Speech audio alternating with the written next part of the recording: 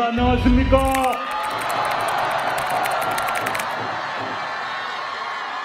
이 자리에서 처음 뵙습니다.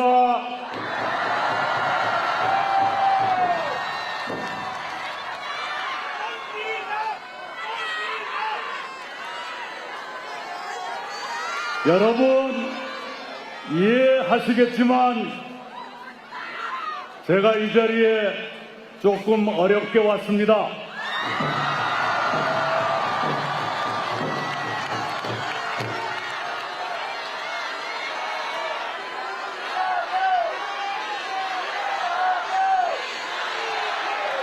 네.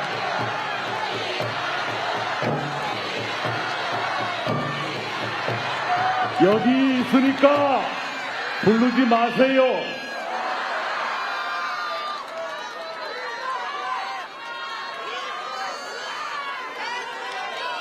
만약 더불어민주당이 범죄 혐의 없는 후보를 내놓았더라면, 그래서 지금 그들이 하는 것처럼 법을 마음대로 뜯어고치고 사법부를 파괴하는 일이 없었더라면 저는 이 자리에 오지 않았을 것입니다.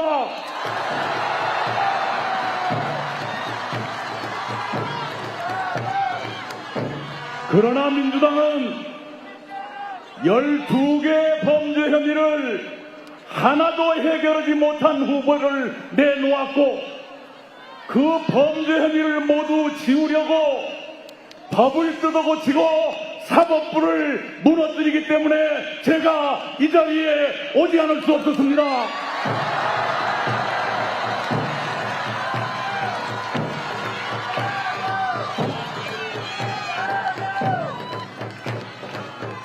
만약에 김문수 후보가 위선과 사욕으로 인생을 살았다면, 권력만 탐하면서 일을 제대로 하지 않은 사람이었다면 저는 이 자리에 오지 않았을 것입니다.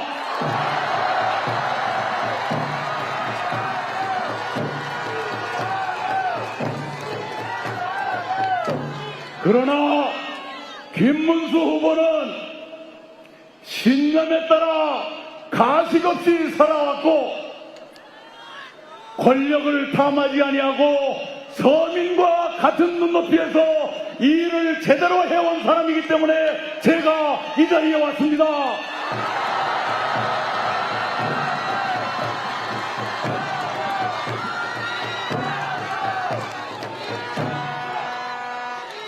그래서 저는 딱 일주일 전에 김문수 후보를 세상 태어나서 75년 만에 처음 만났습니다.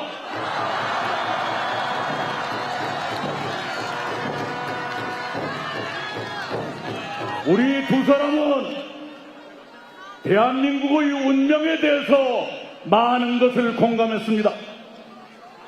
이대로 가면 대한민국이 괴물 독재국가로 빠질 수 있다는 우려를 공유했습니다.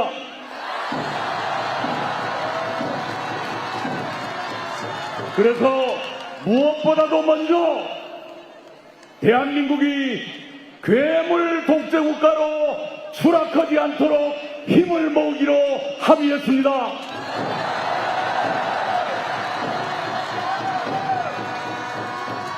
나아가 우리 두 사람은 국민 통합을 위해서 공동정부를 구성해 운영한다는데 의견을 같이 했습니다.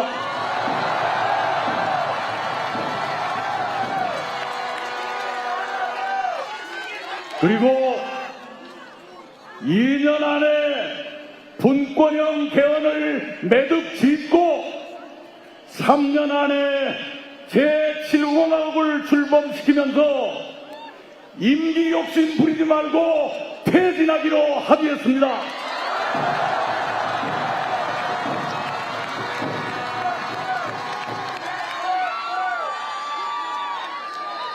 그러나 민주당은 임기를 줄일 생각이 아니라 늘릴 생각을 하고 있지 않습니까?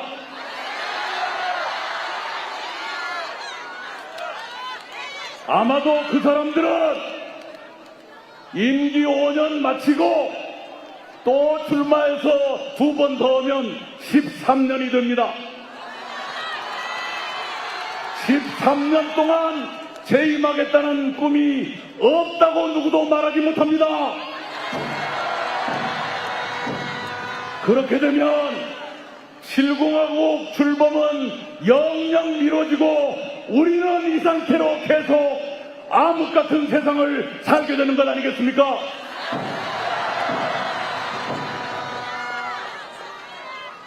오늘 저는 여러분께 10가지 질문을 드리고 여러분 답을 드린 다음에 내려가겠습니다. 첫 번째 질문입니다. 우리는 대한민국의 순탄한 발전을 위해서 빨리 개헌을 매듭짓고 임기를 3년 안에 끝내서 다음 대통령 선거를 총선과 동시 실시함으로써 지금 같은 임기 불일치에 따른 손실과 혼란을 없애고자 하는데, 그렇게 하기 위해서 누구를 뽑아야 되겠습니까? 김문수 대통령!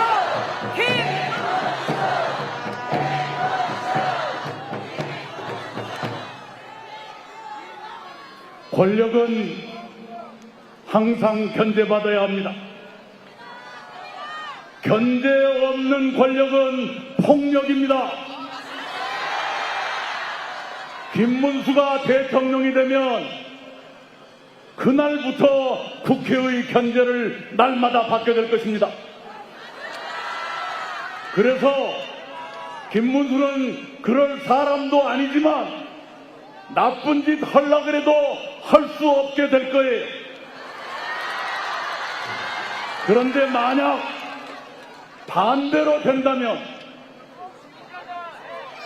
국회 300석 중에서 5세력까지 합쳐서 193석이나 가진 정당이 대통령까지 갖게 된다면 그 누구도 견제하지 못합니다. 그래서 그 사람이 엄청난 잘못을 저질러도 국회가 탄핵하지 않을 것이고, 국회가 나쁜 법을 통과시켜도 대통령은 거부권을 행사하지 않습니다.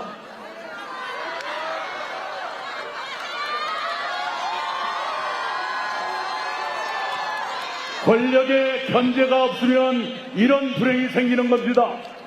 여러분께 두 번째 질문 드립니다. 권력을 견제받게 하려면 누구를 뽑아야 됩니까? 김문수 대통령!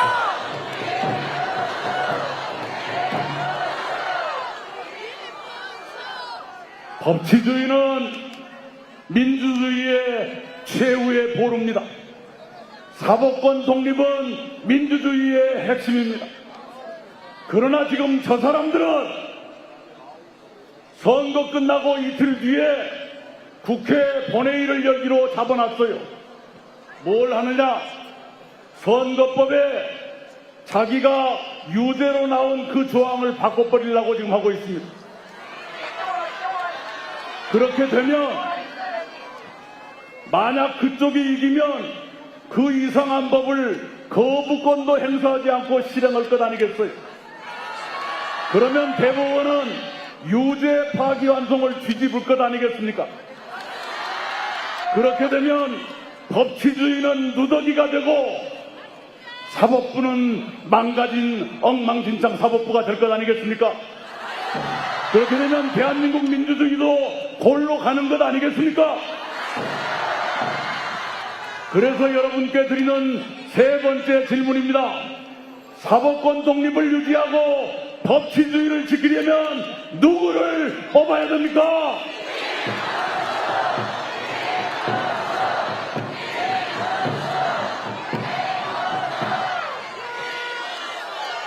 이렇게 한 사람이 입법권, 행정권의 사법권까지 장악하고 언론과 시민사회까지 위축하게 된다면 그것을 괴물 독재국가라고 저는 부릅니다.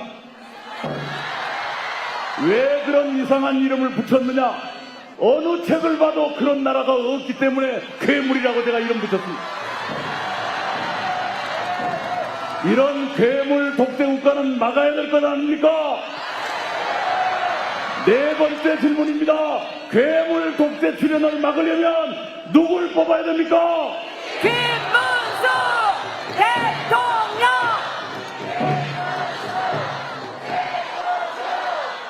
자, 지금 그 사람들은 자기한테 유죄를 선고한 대법관 10명을 내란 세력이라고 낙인 찍어놨습니다.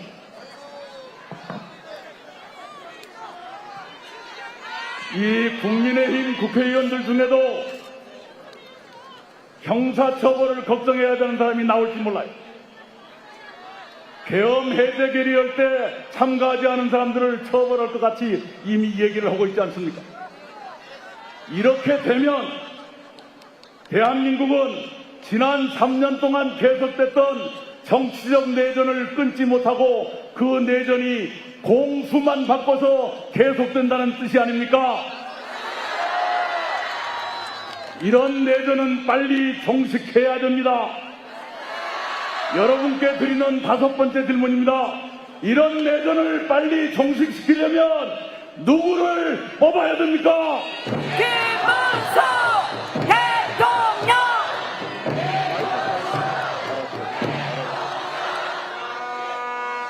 제가 10가지 질문을 드리겠다고 약속했는데 맞고 재촉을 옵니다. 10가지 채울까요? 채우지 말까요? 압축하겠습니다. 지금은 세계 질서가 급변하는 시대입니다. 지난 80년 동안 우리가 익숙하게 살아왔던 그 질서가 뒤집어지고 있습니다. 이런 급변 시기에는 대외 정책이 안정되고 일관성을 가져야 됩니다. 즉흥적인 실언으로 동맹의 신뢰를 잃는다든가 그러면 국가적인 낭패 아닙니까? 대외 정책이 안정되고 신뢰를 유지하려면 누구를 뽑아야 됩니까? 총리님, 지금 저희가 9시까지 마이크를 쓸 수밖에 없기 때문에 좋습니다. 잘못하면 우리 후보님 말씀도 못 듣습니다. 네. 죄송합니다. 아니 오라고 막 통사장할 때는 언제고. 네, 여러분이 용서해 주시면 압축해서 하겠습니다. 7번째 질문입니다. 경제가 어렵습니다. 일관되고 신뢰받는 경제정책이 필요합니다. 즉흥적인 돈풀기 정책으로는 경제를 망가뜨리기 십상입니다. 내실 있는 경제정책 일관되게 추진하려면 누구를 뽑아야 됩니까? 대통령! 8번째 질문입니다. 어떤 사람이 이 일을 제대로 할지 말지를 보려면 그 사람의 과거를 봐야 됩니다. 두 사람 모두 경기지사로 일했습니다. 그 비교를 손학규 대표께서 잘 해주셨을 거예요. 과거로 볼 때 앞으로도 이 일을 제대로 한 사람은 누굽니까? 수 대통령!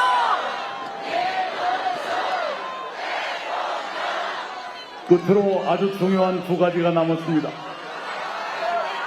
우리는 인간 존중의 사회를 만들어야 합니다. 그러려면 여성과 장애인을 포함한 사회적 약자들을 존중하고 배려해야 됩니다. 정책으로 존중하고 배려하는 것뿐만 아니라 지도자의 의식에서부터 여성과 약자들을 존중하고 배려하는 그런 인식이 뿌리박혀 있어야 됩니다. 여성과 약자를 배려하는 인식이 아주 깊게 뿌리박힌 사람은 누굽니까?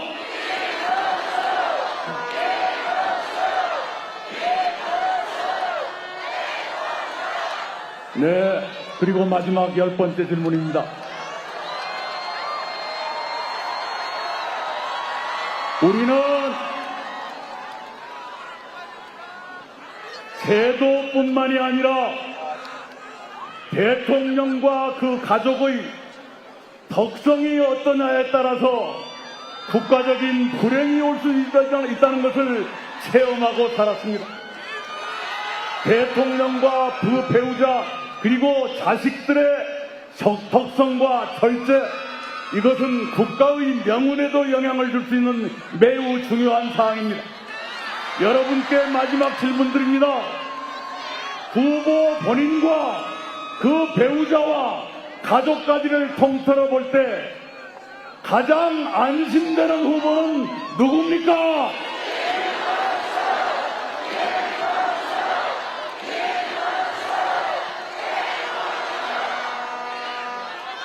여러분이 저의 10가지 질문에 대해서 모두 정답을 맞춰주셨습니다. 그런데 정답 맞히는 것으로 끝나는 게 아니올시다. 표가 돼야 돼요. 여러분 한 분 한 분이 내일 3명 이상씩을 투표소로 모시겠다고 저한테 약속해 주시기 바랍니다. 감사합니다. 이상입니다.